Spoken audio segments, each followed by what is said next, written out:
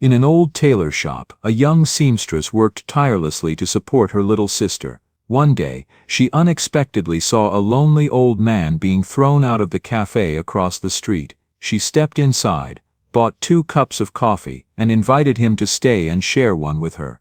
That simple act quickly turned them into close friends, and when she discovered the old man's long-lost son, she helped reunite their family. What happened next changed both of their lives forever. Before we dive in, what time are you listening? Where are you from? Drop a comment below and tell me. The late afternoon sun slanted through the dusty windows of Grandpa's alterations, casting long shadows across the cluttered workbench where Maya Johnson bent over an old Singer sewing machine. At 28, her hands moved with the same careful precision her grandfather Samuel had taught her 15 years ago, when she was just a scared 13-year-old who'd lost everything. Baby girl, she could still hear his voice, warm as honey and twice as sweet. Kindness costs nothing but means everything. You remember that when the world tries to make you hard. The bell above the door chimed, and Maya looked up to see Mrs. Henderson shuffling in with a torn coat draped over her arm. The elderly white woman's face lit up when she saw Maya, the same way it had every Tuesday for the past 3 years. "Oh Maya, honey, I hope you can work some magic on this old thing again." Maya smiled, setting down her work. "Let me take a look, Mrs. Henderson." The coat was beyond saving. The fabric had given up the ghost years ago, but Maya had learned that sometimes people needed their treasures mended more than they needed honesty.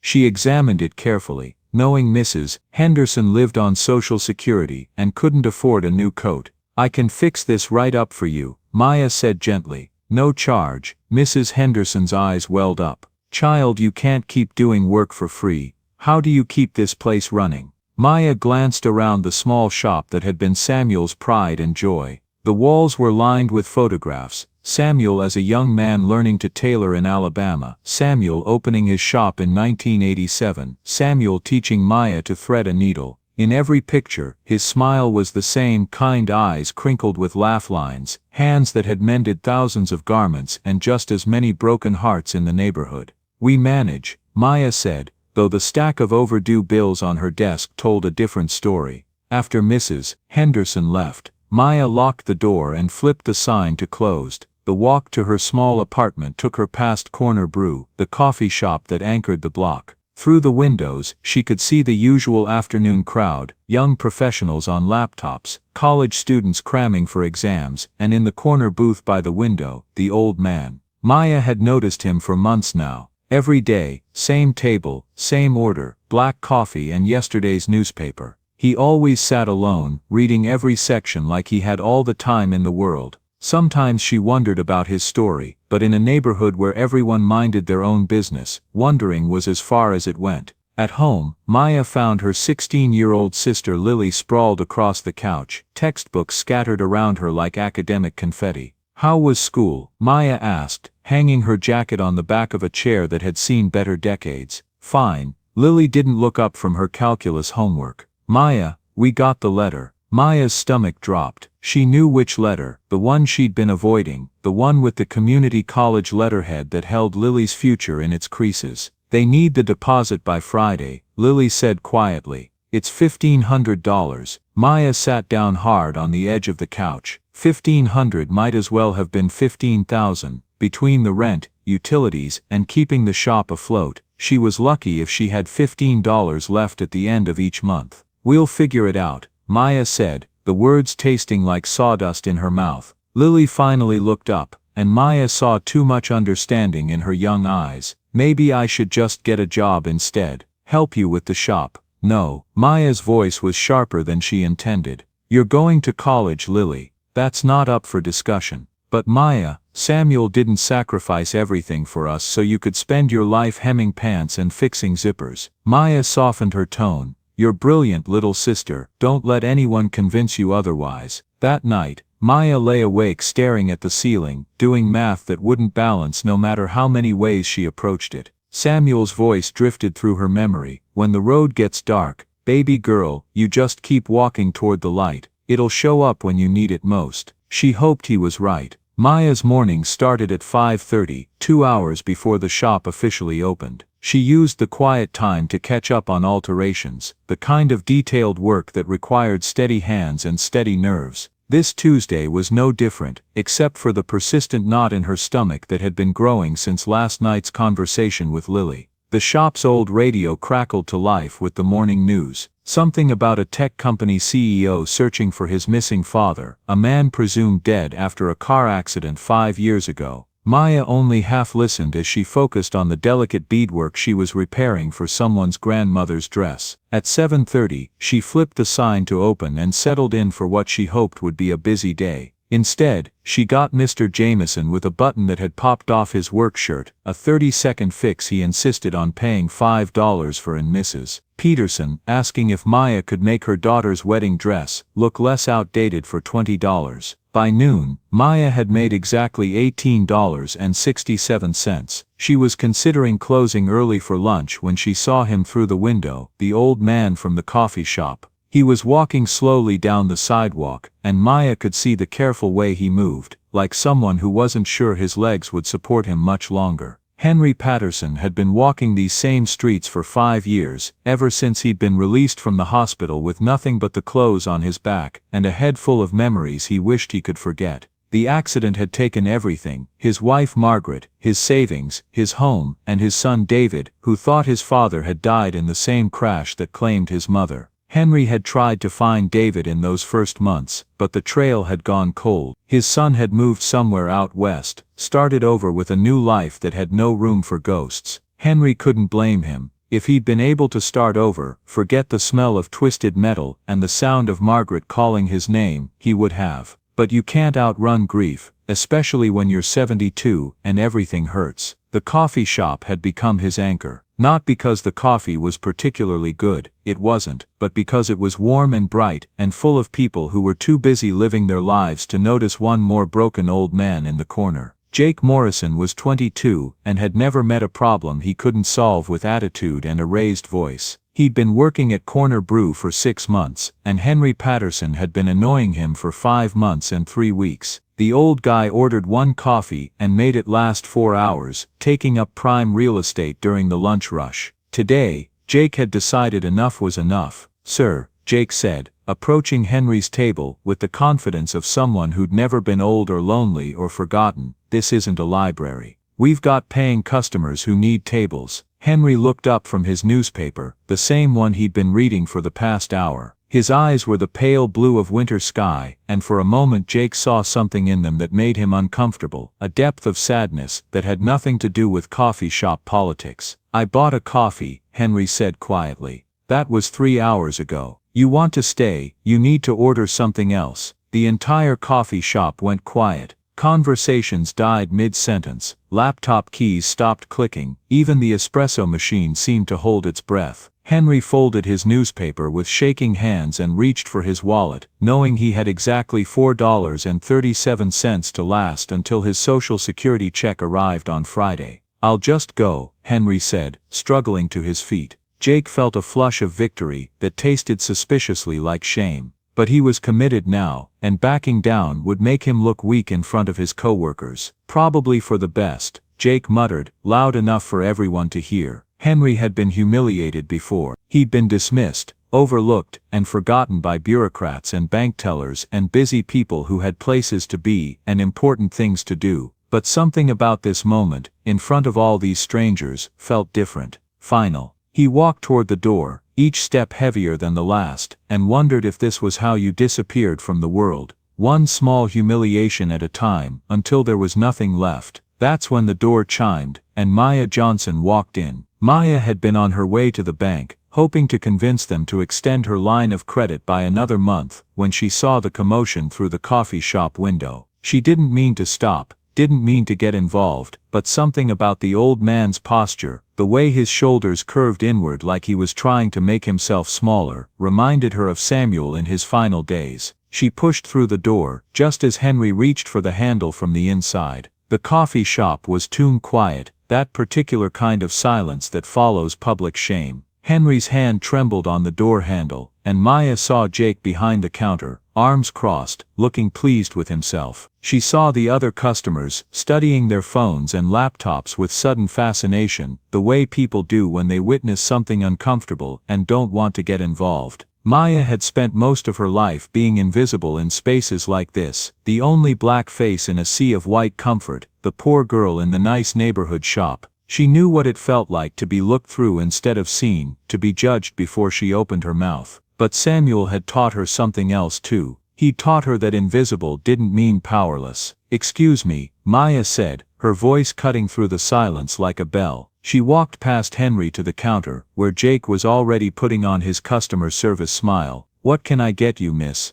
"I'd like 2 coffees, Maya said clearly, "and 2 of those blueberry muffins in the case. Coming right up, for here or to go." Maya glanced back at Henry, who was still standing by the door looking lost. "For here." She paid with money she couldn't spare, and carried the tray to Henry's corner table. The old man watched her approach with confusion, and something that might have been hope. "I'm sorry," Henry said as Maya set down the coffee and muffin in front of him. "I was just leaving." "Not on my account, I hope." Maya sat down across from him, wrapping her hands around her own coffee cup. "I hate drinking alone." Henry stared at her for a long moment. "You don't know me, that's true," Maya said, "but my grandfather always said good coffee tastes better with good company." This was his favorite, black coffee and a blueberry muffin. He said it reminded him of Sunday mornings when he was a boy. Something shifted in Henry's expression. "Your grandfather sounds like a wise man." He was. He also said, "Kindness costs nothing but means everything." Maya took a sip of her coffee, which was bitter and overbrewed, just like Samuel used to make it.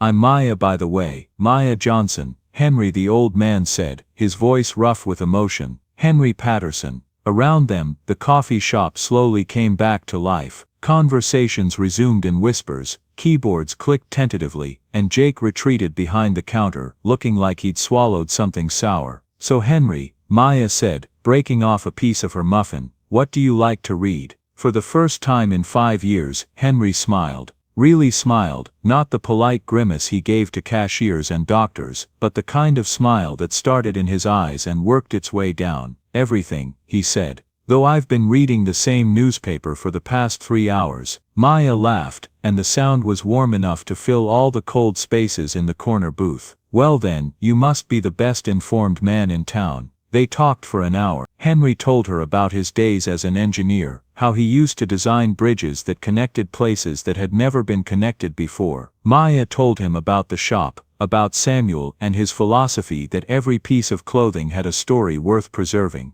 Neither of them mentioned the sadness that had brought them to this moment. That would come later, in whispered conversations and shared silences. For now, it was enough to sit across from another human being and remember what it felt like to be seen. When Maya finally stood to leave, Henry caught her hand. "Thank you," he said, and the words carried the weight of 5 years' worth of loneliness. "Same time tomorrow?" Maya asked. Henry nodded, not trusting his voice.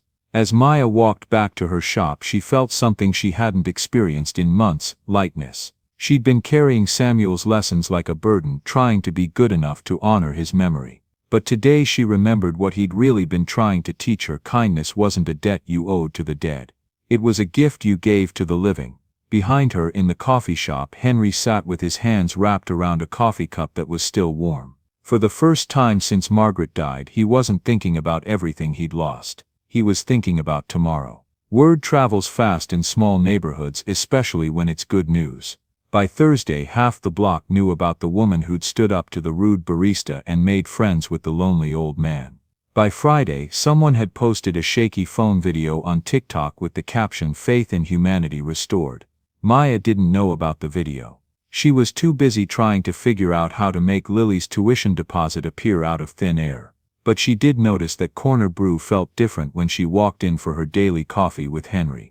Jake nodded at her respectfully and didn't charge her for the extra shot of vanilla syrup. The regular customers smiled when they saw her coming. And Henry was already at their table, newspaper folded neatly, waiting with the kind of anticipation she remembered seeing in Samuel's eyes when she came home from school. "How's the shop today?" Henry asked as Maya sat down with their usual order. "Slow," Maya admitted.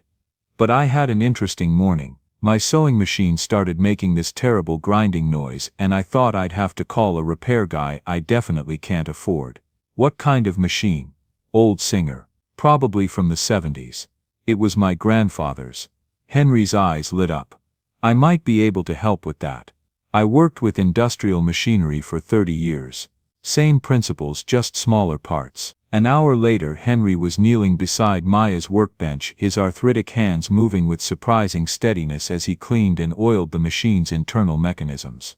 Maya watched him work, noting the way his whole demeanor changed when he had a problem to solve. "There," Henry said, straightening up with a satisfied grunt. "Try it now." Maya pressed the foot pedal and the machine hummed to life smoother than it had in months. "Henry, that's incredible. How much do I owe you?" "Nothing," Henry said firmly. "Friends help friends." Friends. Maya felt the word settle into a warm spot in her chest. When was the last time she'd had a friend who wasn't her teenage sister or an elderly customer? "At least let me make you lunch," Maya said. They ate peanut butter sandwiches and talked about everything. Henry's engineering projects, Maya's dreams of expanding the shop, their shared love of old movies and older music. Henry told her about Margaret, how she used to sing while she cooked breakfast, how she could make friends with a lamppost if it stood still long enough. Maya told him about Samuel, how he'd taught her that every stitch was an act of faith, a belief that something broken could be made whole again. "You know," Henry said carefully, "I have a son. Had a son. He's probably about your age now." "What happened?" Henry's hand stilled on his sandwich. "He thinks I'm dead." The story came out slowly, painfully. The accident 5 years ago, waking up in the hospital to find his life erased, the failed attempts to track down David, who'd moved across the country and changed his name after the tragedy. "I looked him up once," Henry admitted. "Online. He runs some big tech company in California now. Patterson Technologies. He's successful, has a beautiful family. I didn't want to complicate that." Maya's heart ached for both of them, the father who'd given up hope and the son who was probably carrying his own load of grief and guilt.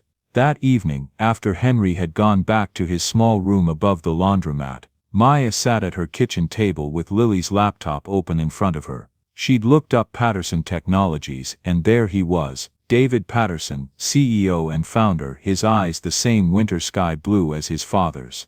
The company website had a whole section about David's personal mission to build bridges through technology. There were photos of him at charity events, quotes about the importance of family and community. And in the corner of his bio page, a single line that made Maya's throat tight: "In memory of my parents Henry and Margaret Patterson, whose love and guidance shaped everything I am." "What are you doing?" Lily asked, peering over Maya's shoulder. "Research," Maya said, closing the laptop. "Lily, what would you do if you found out someone you loved was alive when you thought they were dead?" Lily considered this with the seriousness she brought to all hypothetical questions. "I'd want to know, even if it hurt. Especially if it hurt." Maya nodded. Sometimes 16-year-olds were the wisest people in the room. The next morning, Maya stood outside Corner Brew for 10 minutes before she worked up the courage to go inside. Henry was already at their table, but his newspaper lay unopened and his coffee sat untouched. "You look like a man with something on his mind," Maya said, sliding into her seat. Henry looked up at her with eyes that held 5 years of careful hope. "Maya, there's something I need to tell you about my son." "Before you do," Maya said gently, "there's something I need to tell you about him too." She pulled out her phone and showed him the Patterson Technologies website, watched his face go through a dozen emotions as he saw his son's success, his happiness, his public mourning for a father who was sitting in a coffee shop 3,000 miles away. "He's looking for you, Henry," Maya said softly. "There are articles, news interviews. He never stopped believing you might be alive." Henry stared at the phone screen for a long time. When he finally looked up, his cheeks were wet. "I'm scared," he admitted. "Of what?" "Of hoping too much. Of being disappointed again. Of disappointing him." Maya reached across the table and took his hand. "Henry, some risks are worth taking."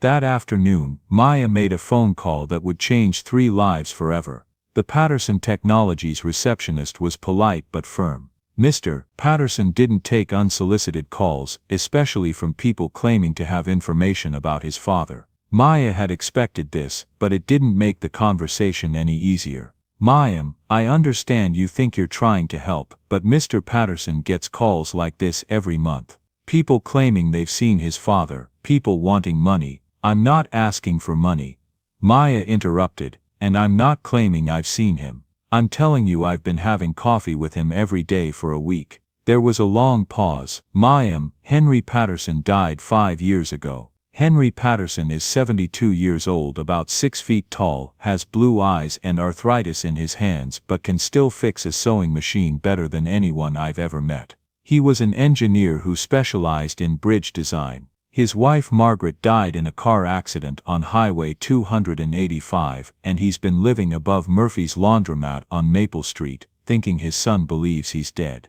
Another pause, longer this time. "Hold please." Maya waited, watching Henry through the coffee shop window. He was pretending to read his newspaper, but she could see the tension in his shoulders, the way he kept glancing at the door. "This is David Patterson." Maya's heart jumped. The voice was Henry's, but younger, stronger, carrying the authority of someone used to being listened to. "Mr. Patterson, my name is Maya Johnson. I'm calling from Millbrook, North Carolina. I believe I know your father. My father is dead." The words were automatic, but Maya heard the hairline crack in them. "What was his favorite breakfast?" "I'm sorry, his favorite breakfast. When you were a kid, black coffee and blueberry muffins. But anyone could. He told me it reminded him of Sunday mornings when he was young. He also told me about the bridge you built together when you were 8. The one in your backyard, out of scrap wood and hope." The silence stretched so long that Maya wondered if the call had dropped. When David finally spoke, his voice was barely a whisper. Is he okay?" "He's lonely," Maya said honestly, "and he's afraid, but he's alive, and he talks about you every day. I'll be on the next plane." "Mr. Patterson, he doesn't know I called you. I think he needs to hear that you want to see him." "God, yes, of course I want to see him. I've been looking for him for 5 years. Maya gave him the address of Corner Brew. "Tomorrow at 2 o'clock. He'll be at the corner table by the window." That night, Maya lay awake thinking about bridges, the ones Henry used to design, the ones David was building through technology, the one she'd helped construct between a father and son who'd been separated by grief and misunderstanding and pure terrible luck. The next afternoon, Maya arrived at Corner Brew early. Henry was already there, nervous energy radiating from him like heat from a stove. She'd told him someone wanted to meet him, someone who might be able to help with his family situation. It wasn't exactly a lie. "Maya," Henry said as she sat down, "I've been thinking about what you said yesterday, about risks being worth taking, and I think I'm ready to call him. To try." Maya smiled. "You won't have to." Henry frowned. "What do you mean?" The bell above the door chimed, and Maya watched Henry's face go through the same dozen emotions she'd seen on David's website photo: confusion, hope, recognition, and finally, overwhelming joy. David Patterson stood in the doorway of Corner Brew, looking like he'd been running for 5 years and had finally found the finish line. He was taller than his father, broader in the shoulders, but he had the same eyes, the same careful way of holding himself when he was trying not to break. "Dad," Henry tried to stand, but his legs wouldn't cooperate. David crossed the coffee shop in 4 strides and dropped to his knees beside his father's chair, and then they were both crying, holding on to each other like they were afraid one of them might disappear again. Maya slipped away to give them privacy, but not before she heard Henry whisper, "I thought you were gone. I thought you were dead. I thought you were too." David sobbed, "Dad, I looked everywhere. I never stopped looking." Jake, the barista who'd started this whole chain of events, watched from behind the counter with tears streaming down his face. The other customers had gone quiet again, but this time it was the respectful silence of people witnessing something sacred. Maya walked back to her shop, with a lightness in her step she hadn't felt in years. Samuel's voice drifted through her memory. "Baby girl, sometimes you plant seeds and never see them grow, but that doesn't mean they don't bloom." 2 hours later, David Patterson walked into Grandpa's alterations. "You must be Maya," he said, and she could see Henry in his smile. "I owe you everything." "You don't owe me anything. Your father's friendship was payment enough." David looked around the small shop, taking in the photographs of Samuel, the careful displays of Maya's work, the love that had been stitched into every corner. "My father told me what you did at the coffee shop, how you stood up for him." Maya shrugged. "Anyone would have done the same." "No," David said firmly, "they wouldn't have. Most people would have walked by. You saved his life, Maya. In every way a life can be saved." "He saved mine too," Maya said, and realized it was true. David reached into his jacket and pulled out an envelope. "I know Dad said you won't take charity, so I'm not offering any. I'm offering an investment. In you, in this shop, in what you're building here." Maya looked at the envelope without touching it. "Mr. Patterson, David, and before you say no, let me tell you something. 5 years ago, I lost everything that mattered to me. I built a company worth hundreds of millions of dollars, but I would have traded it all for one more conversation with my father. You gave that back to me. I just bought him a cup of coffee. You saw him when everyone else looked through him. You treated him like he mattered when the world had forgotten he existed. Do you know what that's worth?" Maya thought about Lily's tuition deposit, about the shop's overdue rent, about all the small kindnesses she wanted to pay forward but couldn't afford. "What kind of investment?" she asked. David smiled. "The kind that lets you help more people the way you helped my father. The kind that turns one small shop into something bigger. The kind that builds bridges." 6 months later, Grandpa's alterations had expanded into the empty storefront next door. The new space housed a sewing school, where Maya taught neighborhood kids and seniors the dying art of mending and making. The original shop remained exactly as Samuel had left it, but now it buzzed with activity and laughter, and the kind of community Samuel had always envisioned. Lily had started college with a full scholarship, not just for tuition, but for room and board and books and everything a brilliant girl needed to change the world. She came home every weekend to help at the shop, and to have lunch with Henry, who'd become the grandfather she'd never had. Henry had moved to California to be closer to David and his grandchildren, but he flew back to North Carolina once a month to check on Maya and Lily and to have coffee at Corner Brew. Jake, who'd been promoted to assistant manager after proving he could learn from his mistakes, always had Henry's usual order ready before he asked. The coffee shop had put up a small plaque by Henry's old table, "Kindness served daily," inspired by Maya and Henry. It had become something of a local landmark, a place where people came not just for caffeine but for the reminder that small acts of compassion could change everything. On a Tuesday afternoon in spring, Maya sat at that same corner table with Henry, David, Lily, and David's 8-year-old daughter Sophie, who was learning to sew and had very strong opinions about thread color. The conversation flowed around her like music, Henry explaining engineering principles to Sophie, David and Lily debating the merits of different colleges, the comfortable chatter of family. Maya thought about Samuel, about the lessons he'd taught her in this very neighborhood. Kindness costs nothing but means everything. When the road gets dark, you keep walking toward the light. Every stitch is an act of faith. She'd learned something else too, something Samuel had never put into words, but had shown her every day of his life. Family isn't just about blood. It's about showing up, about seeing people when they need to be seen, about making room at your table for anyone who needs a place to belong. "Maya," Henry said, interrupting her thoughts, "what are you smiling about?" Maya looked around the table at these people who'd become her chosen family, at the coffee shop that had become sacred ground, at the neighborhood that had learned to see kindness as contagious. "Just thinking about bridges," she said. "And how many different ways you can build them." Henry raised his coffee cup. "To bridges then, and to the people brave enough to cross them." They all raised their cups, coffee for the adults, hot chocolate for Sophie, and in that moment, Maya felt Samuel's presence as surely as if he were sitting beside her. She could almost hear his voice, warm with approval, "That's my girl, that's exactly right." Outside, the afternoon sun slanted through the windows, just like it had in the shop all those months ago, casting long shadows that connected everything in its path. And somewhere in the warm spring air, the smell of coffee and the sound of laughter, Maya knew that every thread in the tapestry of their lives had been worth weaving. The bell above the door chimed as new customers entered, and Maya watched Jake greet them with the kind of genuine warmth that comes from understanding how precious it is to be seen, to be welcomed, to matter. The world was full of people who needed a bridge, a cup of coffee, a moment of grace. And thanks to one lonely old man and one determined young woman who remembered her grandfather's lessons, there was a little more kindness in the world to meet that need. One cup at a time, one thread at a time, one heart at a time, one heart at a time, the way it was always meant to be. Join us to share meaningful stories by hitting the like and subscribe buttons. Don't forget to turn on the notification bell to start your day with profound lessons and heartfelt empathy.